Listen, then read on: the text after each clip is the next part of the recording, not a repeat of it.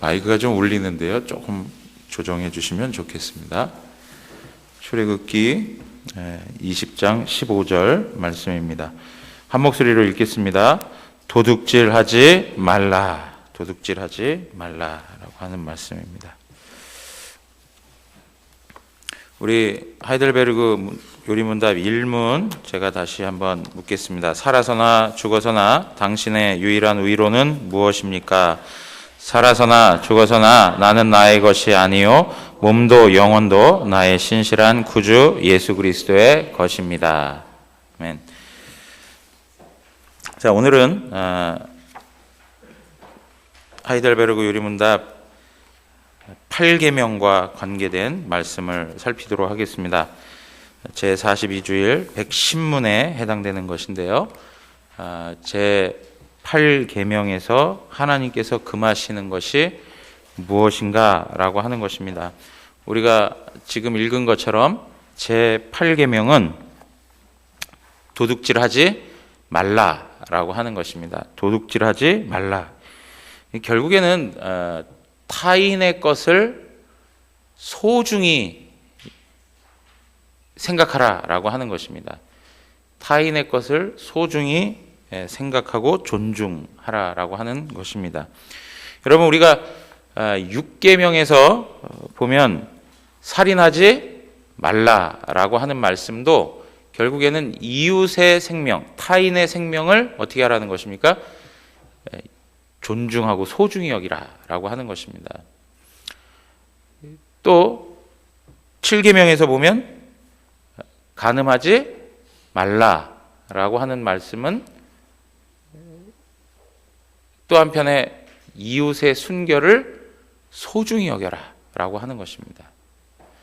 오늘 지금 8계명에 와서는 이웃의 소유를 존중히 소중히 여겨라라고 하는 의미를 담고 있는 것입니다. 그래서 지금 우리가 말씀을 보면서 이웃과 관계된 그러한 그 삶의 태도에 대해서 이웃을 어떻게 사랑할 수 있는가라고 하는 문제에 대해서 살펴보고 있는데요. 오늘 우리 이러한 부분에서 사실은 이웃과 관계된 이런 문제는 더 근본적으로는 하나님과의 관계를 설명해 준다는 것을 우리는 잊지 말아야 됩니다. 그러니까 이웃과 관계된 이야기이긴 하지만 이것이 단지 인간적으로만 이해되는 문제가 아니고 하나님과 나와의 관계에서 하나님을 어떻게 바라보느냐라고 하는 그 문제가 이웃과의 관계에도 그대로 적용되고 있다는 것입니다. 여러분, 오늘 우리가 이러한 말씀 보면서 제110문에 보면 제8계명에서 하나님께서 금하시는 게 뭐냐라고 이렇게 이야기하는데 긴 문장으로 쭉 설명되어져 있습니다. 한 가지씩 한번 살펴보도록 하겠습니다. 한번 처음부터 끝까지 먼저 다 읽도록 하겠습니다. 하나님께서는 국가가 법으로 처벌하는 도둑질과 강도질만을 금하신 것이 아니고, 여기요, 하나님께서는 국가가 법으로 처벌하는 도둑질과 강도질만을 금하신 것이 아니라 외적인 법, 국가적인 질서에서 강도짓 그리고 도둑질하는 것, 그것은 마땅히 금해야 될 일들인 것이죠. 그것만이 아니고 더 나아가서 또 읽겠습니다. 이웃의 소유를 자기의 것으로 삼으려고 시도하는 모든 속임수와 간계를 도둑질하고 말씀하십니다. 여기 보십시오. 이웃의 소유를 자기의 것으로 삼으려고 하는 시도, 이웃에 해당되는 것을, 이웃에게 속한 것을 나의 것으로 삼으려고 하는 그런 시도인데 그런 시도가 정당하지 않은 것이죠. 어떻게 합니까? 속임수와 관계를 가지고 자기의 것으로 삼는다는 거예요. 그것이 결국에는 도둑질이다, 이렇게 말씀하고 있습니다. 자, 그 다음에 또 내용 한번 읽어보겠습니다. 이런 것들은 폭력으로 혹은 합법성을 가장하고서 일어날 수 있는데 곧 거짓 저울이나 자나, 돼, 부정품, 의조 화폐와 고리대금과 같은 일, 기타 하나님께서 금하신 일들입니다. 예, 거기까지 봅니다. 이런 것들은 결국에는 폭력적으로 이루어지는 경우들이 있죠. 그죠? 폭력적으로 이루어지는 것. 남의 것을 내 것으로 취하기 위해서 물리적 힘을 사용하는 일들. 강제성을 가지고 탈취하는 것들. 이제 이러한 것들이 전부 하나님께서 보실 때 잘못된 그러한 내용들이다라고 말씀하고 있습니다. 그러면서 또 한 가지 이야기하는데, 폭력적인 건 다 이거 폭력적이고 이거 강제적이고 이거 문제가 있는 것이다라고 다 알지만, 또 한편에 우리 안에 남의 것을 내 것으로 취하는 일들 가운데 무엇이 있습니까? 겉으로는 합법적이에요. 아무 문제 없어 보여요. 그런데 거기에 속임수가 깔려 있어요. 법적으로 하자가 없다라고 하는 주장을 하죠. 그런데 그 법의 어떤 원리를 이용해서 결국에는 다른 사람의 것을 내 것으로 만드는 일들이 우리 안에 있어요. 여기 보면 거짓 저울이나 자퇴. 여러분, 우리가 무슨 상업을 한다 할 때 거짓된 그 측량 기구를 사용할 수 있다는 거죠. 그죠? 다른 사람에 대해서 일률적으로 하지 아니하고 어떤 형편에 따라서 자기가 그 기준을 달리하는 그런 일들이 많이 생겨나죠. 여러 가지 이렇게 부정직한 그런 일들이 우리 사회에 있다는 것이죠. 그래서 그걸 가지고 남의 것을 내 것으로 삼는 것, 이런 모든 것들이 전부 뭐가 된다고요? 도둑질하는 것, 고리대금, 부당하게 합리적이지 않은 너무 많은 이득을 취하려고 하는 그러한 태도들, 이런 모든 것들은 우리 사회에서도 없어져야 될 문제이지만 더 근본적으로는 우리 믿음의 사람들이 이러한 일들에 함께 하지 말아야 되는 것이죠.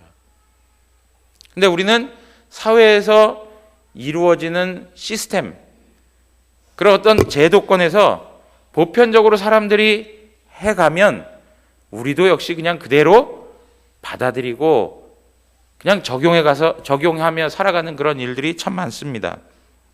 그런데 하나님께서 이러한 것들을 싫어하신다라고 하는 것입니다. 도박이라든가 일을 하지 아니하고 뭔가 한순간에 횡재하려고 하는 복권이라든가, 복권 매주마다 사시는 분들 계십니까? 혹시라도? 네? 복권. 네. 저는 제가 못 사는 이유가 있어요. 제가 한 번 사면 제가 걸릴 것 같아서 나중에 목사가 이거 복권 사면 되겠냐고 하는 얘기 들까 봐 제가 못 하겠어요. 한 번 사면 제대로 걸릴 것 같아가지고 덕이 안 될 것 같아서. 여러분, 이러한 어떤 그 삶의 풍조들, 이러한 것들은 전부 하나님이 원치 아니하시는 삶의 내용이라는 것을 말씀하고 있습니다. 노름하고 하는 것들, 다 도박하는 것들 다 마찬가지인 것이죠. 자, 그 다음에 나오는 말씀, 이제 더 중요한 말씀입니다. 이게 보면 한번 읽어보겠습니다. 하나님께서는 또한 모든 탐욕을 금하시고 그의 선물들이 조금이라도 잘못 사용되거나 낭비되는 것을 금하십니다. 여러분, 여기에 우리가 도둑질하지 말아라 라고 하는 그 명령을 생각하면 그 전제는 항상 무엇인가 소유하고 있다는 게 전제가 되는 것입니다. 누군가가 무엇을 소유하고 있다는 거예요. 그것을 나의 것으로 취하는 일들, 다른 사람에게 속한 것을 내 것으로 빼앗는 것들, 이 문제가 왜 생겨날까요? 가장 근본적인 문제가 어디서 비롯될까요? 다른 사람의 것을 내 것으로 폭력적이든 합법을 가장하여 속임수와 관계를 통해서 내 것으로 만들든 내 것으로 삼으려고 하는 그 죄성이 무엇일까요? 그것은 오늘 이 답변에서 말씀하고 있는 것처럼 탐욕이라고 하는 것입니다. 탐욕. 탐욕이 있기 때문에 도둑질하게 되는 것입니다. 다른 데 있지 않습니다. 탐욕이 문제라는 것이죠. 탐욕뿐만이 아니라 또 무엇이 문제이냐? 악용하는 것이 문제. 잘못 사용하는 것이 문제다. 악용하는 것이 문제다. 그렇게 이야기하고 있습니다. 하나님이 나에게 주신 것을 혹은 내가 누군가로부터 받아서 내 것으로 삼은 것을 잘못 사용하고 있을 때 하나님 그걸 기뻐하지 않으신다. 예를 들어서 하나님께서 나에게 돈을 주셨는데 그 돈을 잘못된 것에 사용한다. 그러면 안 되겠죠. 하나님 그것을 기뻐하지 아니하시죠. 정당하게 사용할 줄 아는 것, 그것을 하나님께서 기뻐하시는 것이죠. 또 하나 잘못 사용하거나 또 뭐가 있습니까? 낭비하는 것이다. 그렇게 얘기합니다. 낭비하는 것. 예.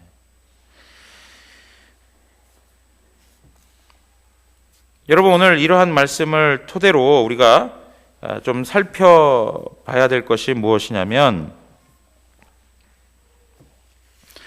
하나님이 정말 금하는 것들은 지금 말씀드린 대로 사실은 우리 마음 가운데 있는 탐심이라는 거예요.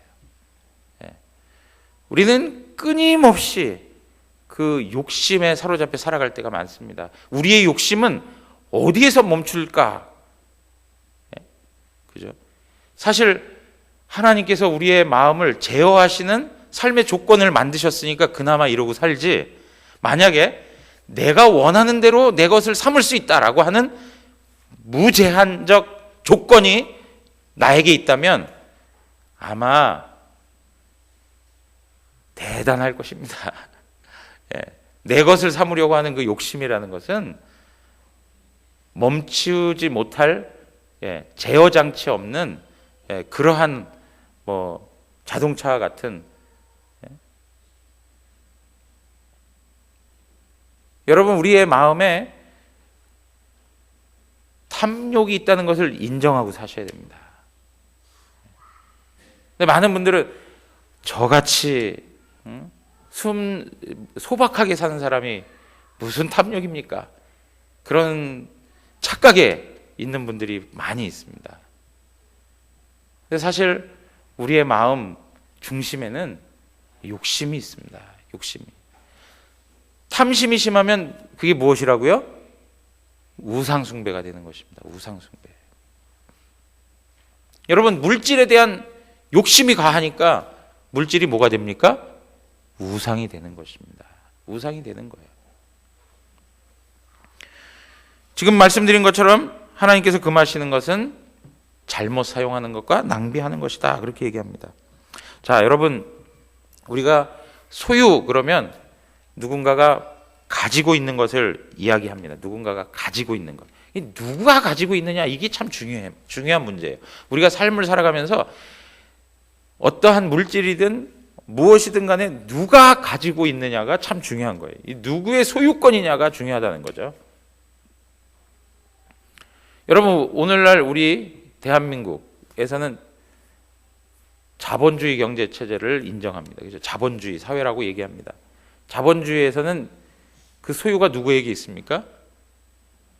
개인에게 있습니다. 기본적으로 개인에게 있습니다. 반대로 공산주의는 어디에 있습니까? 전체 공동체에 있습니다. 집단에 있습니다.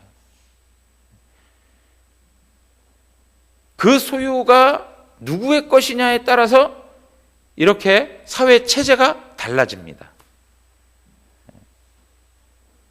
그런데 여러분 보십시오.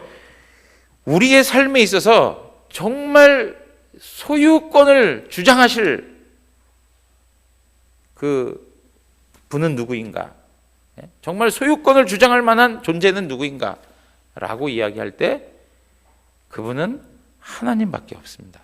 하나님. 우리 한번 말씀 좀 찾아봤으면 좋겠는데요.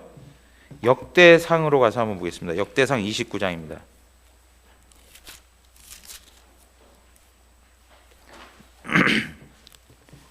역대상 29장 11절에서 12절. 자, 다 같이 한번 읽겠습니다. 여호와여, 위대하심과 권능과 영광과 승리와 위엄이 다 주께 속하였사오니 천지에 있는 것이 다 주의 것이로소이다. 여호와여, 주권도 주께 속하였사오니 주는 높으사 만물의 머리이심이니이다. 부와 귀가 주께로 말미암고 또 주는 만물의 주제가 되사 손에 권세와 능력이 있사오니 모든 사람을 크게 하심과 강하게 하심이 주의 손에 있나이다. 예. 여러분, 오늘 우리가 고백한 이 말씀, 다윗이 성전을 건축하면서 하나님 앞에 그 예물을 준비하는 그런 모습 속에서, 그리고 또 하나님 앞에 드리면서 하나님 앞에 감사기도 하는데, 이 모든 것들, 그죠? 그 모든 게 다 누구 거라고요? 주님께 속한 것이다. 그렇게 얘기하고 있습니다. 주님께 속한 것이다. 여러분, 한번 16절 한번 보십시오. 16절 또 한번 읽겠습니다. 16절, 29장 16절 다 같이 읽습니다. 우리 하나님 여호와여, 우리가 주의 거룩한 이름을 위하여 성전을 건축하려고 미리 저축한 이 모든 물건이 다 주의 손에서 왔사오니 다 주의 것이니이다. 예. 이 모든 게 누구로부터 왔다고요? 주님께로 왔다.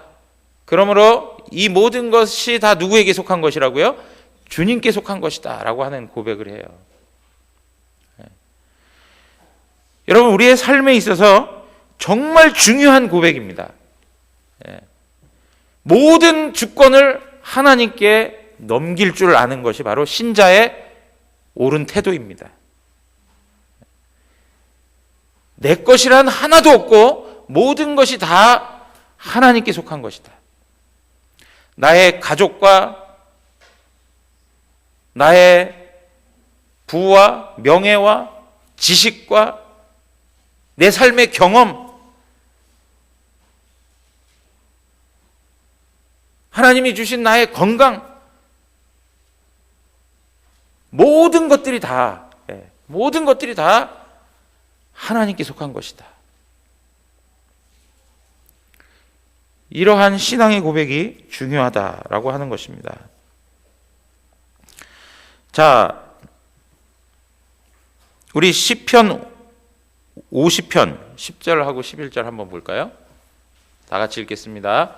이는 산림의 짐승들과 무산의 가축이 다 내 것이며 산의 모든 새들도 내가 아는 것이며 들의 짐승도 내 것이미로다.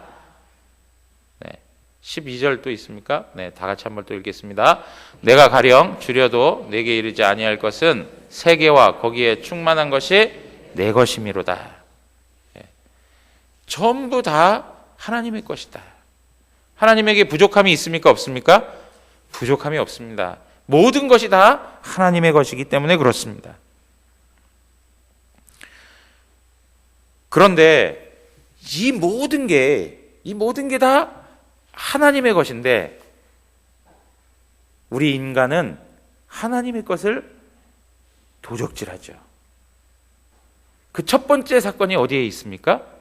에덴 동산에 나타나고 있습니다. 에덴 동산에.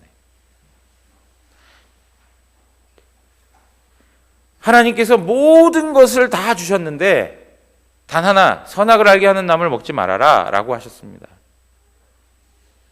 그런데 하와가 그것을 취하게 되죠.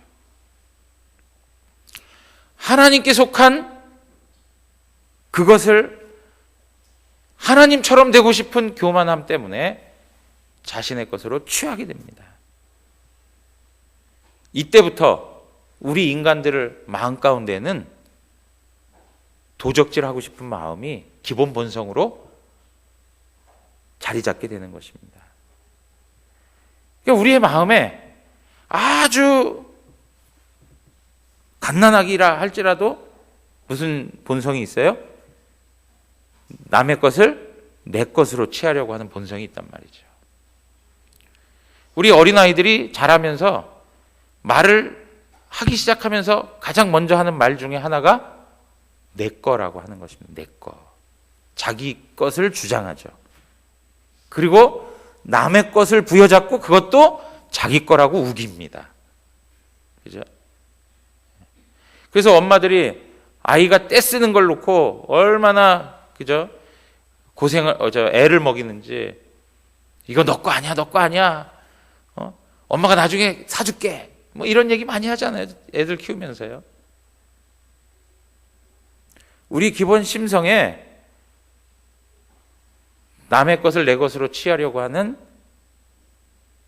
도적질 심보가 우리 안에 있다는 거예요.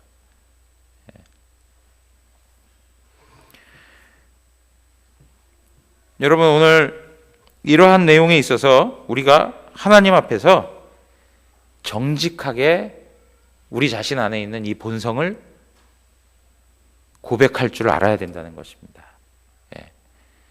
우리가 이러한 죄된 본성에서 우리 자신이 해방되고 자유할 수 있으려면 우리 자신의 모습을 그대로 인정하고 주님의 은혜를 경험하셔야 됩니다.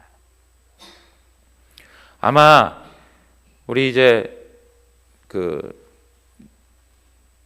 연세들이 되셔서 그런 일은 하지 않으시겠지만 어린 시절에 한 번쯤은 다 도적질 한 번씩은 해보지 않으셨을까 싶은 생각이 듭니다. 박근선 집사님 한번 해보신 적이 있으시죠? 예, 있습니다. 예. 저도 있습니다. 예, 저도 있어요. 우리 안에 전부 그렇죠. 그죠? 뭐 심지어는 참외밭 혹은 수박밭에 가서 서리하는 것도 다 그런 거 아니겠습니까? 예. 그런데 이러한 모습들이 정말 우리의 마음에 지금 절제되어 있고 또 감춰져 있을 뿐이지 그 마음이 그다지 변하지 않는다는 거예요. 이것이 우리 안에서 제어되고 또 우리 마음 가운데서 그 모든 죄성에서 승리하기 위해서는 우리가 정직히 우리의 마음을 고백하고 주님의 은혜를 구해야 된다는 것입니다. 주님의 은혜를 구하셔야 돼요. 그래서 어떻게 보면요, 우리의 마음에 그 뿌리가 있기 때문에 끊임없이 우리 삶에 보이지 않게 혹은 합리적인 방식으로 남의 것을 내 것으로 취하는 일들이 계속되는 것. 그거는 우리가 부인할 수 없는 일인 것입니다. 여러분, 우리 하나님께서 그런 얘기 하시죠. 이스라엘 백성들에게 기업을 주시죠. 토지를 주시죠. 그리고 그 토지를 서로 팔고 사지 말라 하십니다. 왜 그렇다고요? 그 모든 것들이 누구에게 속한 것이기 때문에 하나님께 속한 것이다. 내 것이다. 그렇게 하나님께서 말씀하십니다. 여러분, 우리가 신앙생활 하는 데 있어서 중요한 내용 중에 하나는 내가 가지고 있는 모든 것이 내 것이 아니라 누구의 것이라고요? 하나님 것이라고 하는 것을 온전히 인정해야 된다는 것입니다. 그런데 이스라엘 백성도 그렇고 우리 자신도 그렇고 그것을 인정하지 아니하고 하나님의 것마저 내 것으로 삼아버렸습니다. 전부 내 것으로 취하려고 하는 그런 삶의 방식을 가지고 살아왔습니다. 이러한 모습 가운데 하나님께서는 그 백성들을 구속해 주시기 위해서 하나님의 아들 예수 그리스도를 이 땅에 보내주신 것입니다.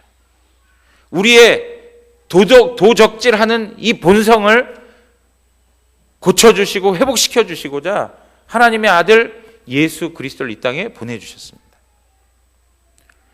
여러분, 한번 잘 생각해 보십시오. 우리는 하나님의 것을 다 취하기 시작했어요. 선악을 알게 하는 나무부터 해가지고 끊임없이 하나님의 것을 취했습니다. 취했더니 하나님께서 우리의 것을 다 가져가셔야 될 정도의 하나님의 심판이 우리에게 주어졌는데 그게 무엇이냐면 예수 그리스도가 십자가에서 완전히 발가벗겨진 채 고난을 당하시는 것입니다.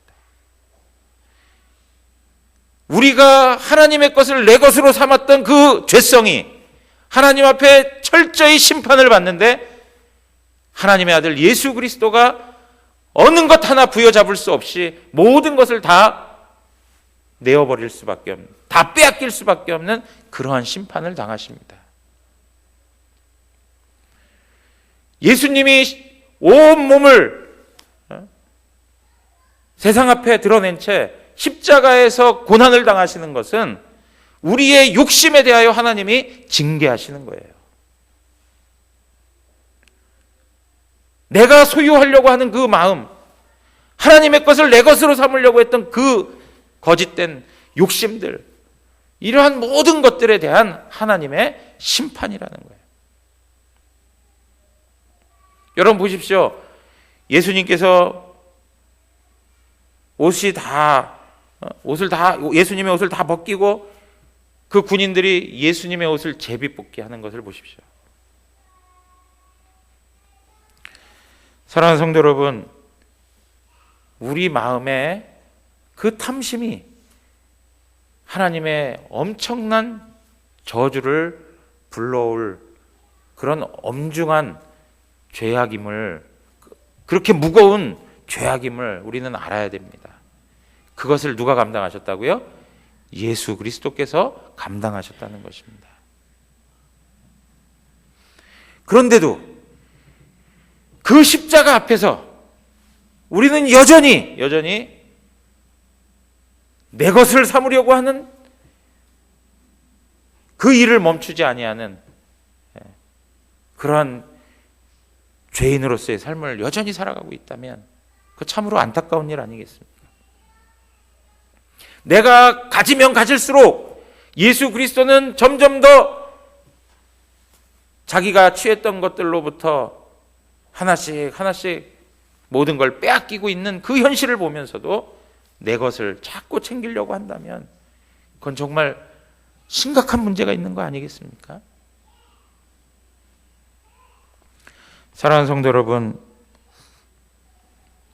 우리 안에 소유를 주장하려고 하는 이 마음을 하나님 앞에 내어놓고 고침받기를 원합니다. 십자가에 그 나의 죄 때문에 모든 것을 다 빼앗기시고 홀몸이 되어 하나님의 영원한 심판을 당하신 그 주님을 생각하면서 내 마음 가운데 있는 탐심을 하나님 앞에서 내려놔야 하는 것이죠. 오늘 우리 가운데 가장 중요한 것이 바로 탐심에 관한 문제를 하나님 앞에서 잘 살피자 하는 것입니다. 또 한 가지가 무엇입니까? 잘못 사용하는 것, 낭비되는 것, 이런 것들에 대하여 말씀하고 있습니다. 자, 111문에 보면 이 계명에서 하나님께서 원하시는 것은 무엇입니까? 이렇게 이야기합니다. 잘 사용하는 방식에 대해서 설명을 해주고 있습니다. 답을 다 같이 하겠습니다. 내가 할 수 있고 해도 좋을 경우에는 나의 이웃의 유익을 증진시키며 내가 남에게 대접을 받고 싶은 대로 이웃에게 행하고 더 나아가 어려운 가운데 있는 가난한 사람을 도울 수 있도록 성실하게 일해야 합니다. 여러분, 여기에 보면 내가 가지고 있는 그 모든 것들을 가지고 나의 이웃의 유익을 어떻게 하라고요? 증진시켜줘라 그래요. 그러니까 하나님이 허락하신 선물들, 그 모든 것을 통해서 다른 사람을 세우는 것, 다른 사람을 살리는 것에 쓰임 받으라는 거예요. 여러분, 하나님께서 주신 많은 것들이 무엇입니까? 엄청나게 많은 것들이 있지 않습니까? 근데 그 모든 것을 나만을 위해서 사용한다? 이거는 악용하는 것입니다. 하나님께서 주신 그 부유한 삶의 내용들 하나하나를 통해서 결국에는 이웃의 삶의 유익을 증진시키라, 이렇게 말씀하고 있어요. 그러면서 하는 말이 무엇입니까? 내가 남에게 대접을 받고 싶은 대로 이웃에게 행하라 그래요. 이걸 우리는 뭐라고 얘기합니까? 황금률이라고 합니다. 황금률.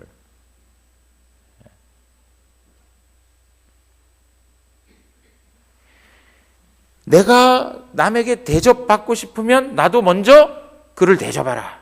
그렇게 얘기하고 있습니다. 서로를 인정하고 존중해줘야 하는 그 태도에 대해서 말씀하고 있는 것이죠. 그러면서 더 나아가서 우리에게 말씀하는 바가 무엇입니까? 어려운 가운데 있는 가난한 사람을 도울 수 있도록 성실하게 일해야 한다. 그렇게 얘기합니다. 어려운 사람을, 가난한 사람을 도울 수 있도록 하라. 여러분, 구제는 기독교의 본질적인 내용입니까? 아닙니까? 네? 구제는 기독교 신앙에 있어서, 그리고 기독교 사역에 있어서 본질적인 사역입니다. 우리 개혁주의는 항상 말씀 하다 보니까 이런 구제에 대한 부분들에 대하여서 조금 소홀한 경향들이 있는 것 같아요.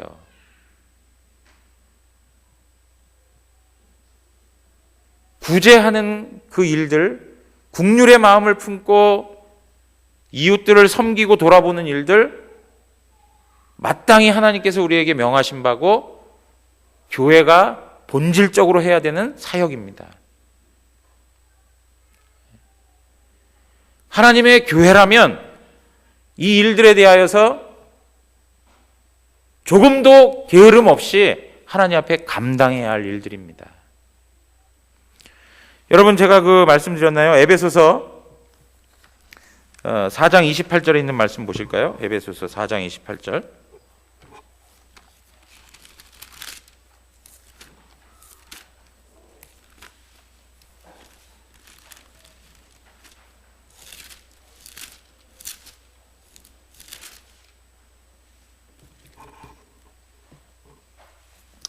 자, 다 같이 에베소서 4장 28절입니다. 다 같이 읽겠습니다. 도둑질하는 자는 다시 도둑질하지 말고 돌이켜 가난한 자에게 구제할 수 있도록 자기 손으로 수고하여 선한 일을 하라. 예. 여러분, 여기 보십시오. 도둑질하는 자는 다시 도둑질하지 말고 돌이켜 가난한 자에게 구제할 수 있도록 자기 손으로 수고하여 선한 일을 하라. 도둑질하는 삶을 살지 말고 오히려 선한 일을 함으로, 성실하게 살아감으로, 수고함으로 어떻게 하라고요? 가난한 자에게 구제하라. 이렇게 얘기하고 있습니다. 이 말을 존 칼빈은 뭐라고 얘기했다고요? 제가 한번 이전에 말씀드린 바 있습니다. 이 구절을 설명하면서 존 칼빈은 뭐라고 얘기했냐면, 우리가 하나님의 수구먼이 된다는 거예요. 수구먼. 그래서 하나님으로부터 받은 것을 다 모아서 가난한 자들에게 또 베푸는 그 통로 역할을 해야 된다라고 말씀했습니다. 여러분, 우리가 구제하는 일들, 이런 일들에 대하여서 소홀히 다룰 일들이 아닙니다. 근데 이러한 일들은 대부분 보면 사회복음주의를 이야기하는 분들이 더 열심을 내는 것 같아요. 근데 사실 그렇지 않은 것이죠. 정말 하나님 말씀에 입각한 건강한 하나님의 교회들이 마땅히 하나님 앞에서 감당하고 살아야 할 것이 바로 가난한 자들에 대한 돌봄입니다. 사랑하는 성도 여러분, 우리 영안교회는 하나님의 뜻을 받들어 어려운 이들, 가난한 이들을 잘 섬기고 돌보는 그 마음을 가지고 하나님 앞에서 하나님의 손길이 되어 살아가기를 원합니다. 하나님의 손길이 되어서.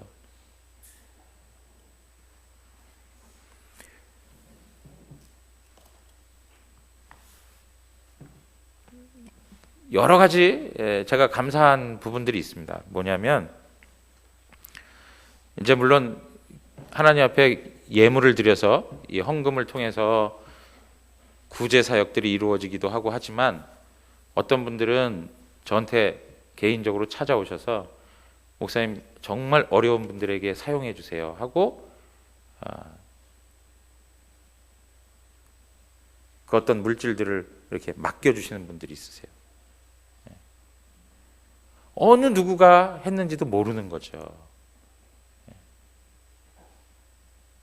그래서 정말 그 마음을 가지고 그 어려운 사람들을 돕고 섬기려고 하는 그 모습으로 주변을 살피고 또 넉넉지 않은 그런 생활의 모습이 있겠지만 그럼에도 불구하고 마음을 다해서 섬기는 그런 모습들이 있다는 게 참 행복한 일인 것 같아요. 예.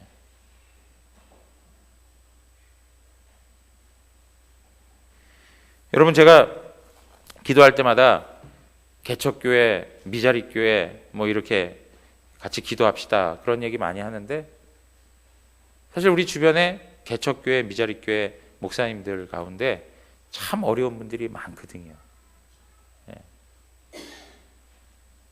예. 그런 분들에게 함께 마음을 나누고 또 하나님 나라를 위해서 함께 격려해 갈 수 있다는 것은 참 귀한 일인 것입니다. 우리가 기도하는 걸 통해서도 그분과 함께 마음을 나눌 수 있는 것이고요. 또 작은 물질의 내용들을 통해서도 그분들의 삶을 또 격려해 줄 수 있는 부분들도 있는 것이죠. 여러분, 이러한 부분에서 정말 우리 영안교회에 참 다양한 모습으로 이런 구제 사역들이 계속 이루어지고 있다는 것 자체는 참 귀한 일이다라고 생각합니다. 사랑하는 성도 여러분, 구제하는 일은요, 우리가 무엇인가를 이렇게 인간적 계산으로 따지면 얻을 수 있는 건 없습니다. 그런데 섬기고 또 구제하면 하나님께서 그 가운데 주시는 은혜가 크고요. 또 잠언의 말씀처럼 더 풍족하게 되는 은혜들을 또한 누리게 되는 것입니다. 인색하여도 부를 누리지 못하고 막 흩어 구제하여도 풍성함을 누리게 되고, 이게 하나님 나라의 법칙 아니겠습니까? 여러분, 그 고린도후서 8장에 가서 보시면, 우리 한번 찾아보겠습니다. 고린도후서 8장으로 가보겠습니다.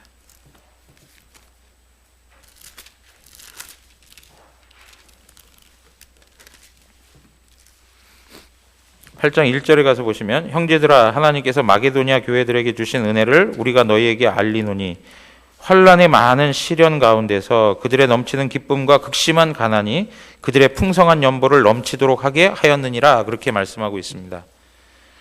여러분, 이게 무슨 얘기냐면 예루살렘 교회가 어려움을 당하고 있습니다. 그런데 마게도냐 교회도 극심한 가난과 어려움을 경험하고 있어요. 그럼에도 불구하고 예루살렘 교회를 위해서 어떻게 합니까? 헌금을 보내요. 그 일에 대해서 사도 바울이 격려하고 칭찬하는 그러한 모습들을 우리에게 설명해 주고 있습니다. 9장 가서 한번 보실래요? 9장 6절. 9장 6절 가서 보시면 다 같이 읽겠습니다. 이것이 곧 적게 심는 자는 적게 거두고 많이 심는 자는 많이 거둔다 하는 말이로다. 각각 그 마음에 정한 대로 할 것이요 인색함으로나 억지로 하지 말지니 하나님은 즐겨내는 자를 사랑하시느니라, 그렇게 얘기하고 있습니다. 여러분, 우리가 금검해야 됩니다. 그죠? 금검해야 되는데 너무 금검만 하게 되면 너그러움 없는 금검은 인색함으로 치우칩니다. 금검을 하되 너그러움을 가지고 해야만 인색함에 빠지지 않습니다. 또 반대로 금검 없는 너그러움은 무엇으로 갑니까? 낭비하게 됩니다. 낭비하게 돼요. 그래서 금검하는 것과 너그러움을 잘 조화를 이루는 것이 필요합니다. 그래서 여러분, 우리가 오늘 이 말씀을 통해서 하나 생각하고 싶은 것은 무엇이냐면, 하나님께서 우리에게 맡겨주신 것을 내 것이라 착각하지 말고 하나님의 주권을 인정하고 하나님께서 맡겨주신 것을 정당한 방식으로 하나님 기뻐하시는 모습으로 사용하며 살았으면 좋겠다는 거예요. 이게 물질에 관한 문제만 아니라 시간에 관한 문제도 되고 우리의 힘과 건강에 관한 문제도 되는 것입니다. 우리가 가지고 있는 모든 것들을 다시 한번 하나님 앞에 생각해 보면서 과연 하나님이 기뻐하실 만한 정당한 방식으로 하나님 앞에 드려지고 있는가라고 하는 것들을 다시 한번 생각해 보길 바랍니다. 내가 가지고 있는 모든 것이 나의 배부름과 나의 행복만을 위해서 존재하는 것이라면 그것은 합당하지 않은 것이요, 오히려 다른 사람의 유익을 증진시키고 다른 사람을 살리고 세우는 것이라면 그것이야말로 합당한 그런 삶의 모습인 것이죠. 사랑하는 성도 여러분, 오늘 이러한 내용들을 잘 마음 가운데 두시고 탐심을 물리치시고 항상 하나님 앞에 소박한 마음을 가지시고 넉넉하고 너그러운 마음 가지시고 우리 주변에 있는 많은 영혼들, 죽은 영혼들, 어려움 당하는 영혼들, 가난한 영혼들을 위해서 함께 섬기며 또 격려하며 살리며 살아가는 우리 영안교회 성도님들 되시기를 주님의 이름으로 축원합니다. 기도하겠습니다. 우리 찬양하고 기도합니다. 찬양하겠습니다. 440장